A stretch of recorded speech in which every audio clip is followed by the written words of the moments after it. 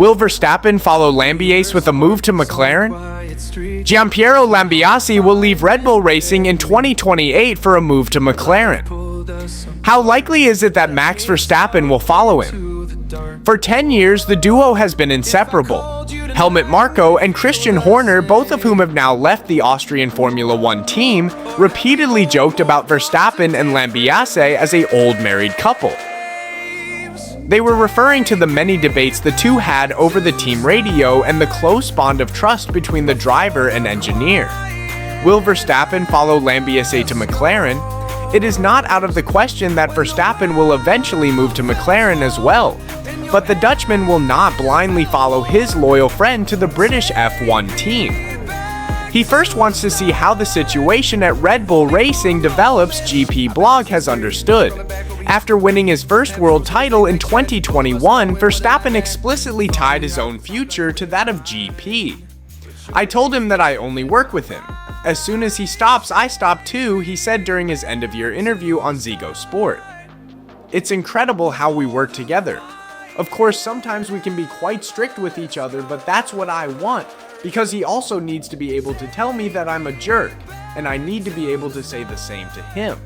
I've always told him that, and he's allowed to say that to me on the radio, of course. By now, however, those statements are almost 5 years old, and the outlook for the future may have changed. The close bond of trust is still there, but in 2024, Verstappen hinted that Lambiase might want to do something else after his contract expires. GP Blog later reported that Verstappen's confidant was on McLaren's radar and that the British F1 team was his first choice, although there was also considerable interest from other teams. Is there room for Verstappen at McLaren? In principle, McLaren could have a spot available in the 2028 lineup. Reigning world champion Lando Norris's contract runs through 2027, while Oscar Piastri's deal reportedly runs until the end of 2028. Moreover, driver contracts typically include performance clauses, meaning an early departure for one of the drivers cannot be ruled out outright.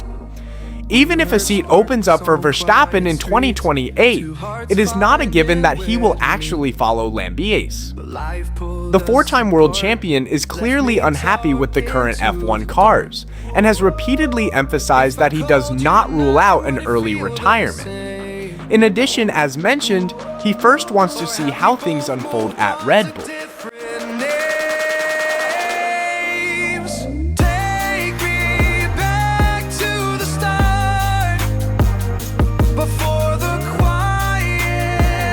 Why a Ferrari return makes perfect sense for Stella and why Stone is Faberstein Alversen Howell, and why it's a risk.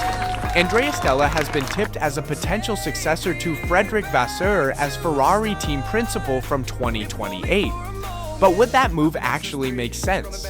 The Italian was a key figure during Ferrari's golden era in Formula 1, having joined the team in 2000 and working as performance engineer to Michael Schumacher from 2002 to 2006, before moving on to Kimi Räikkönen between 2007 and 2008, collecting an impressive haul of titles along the way.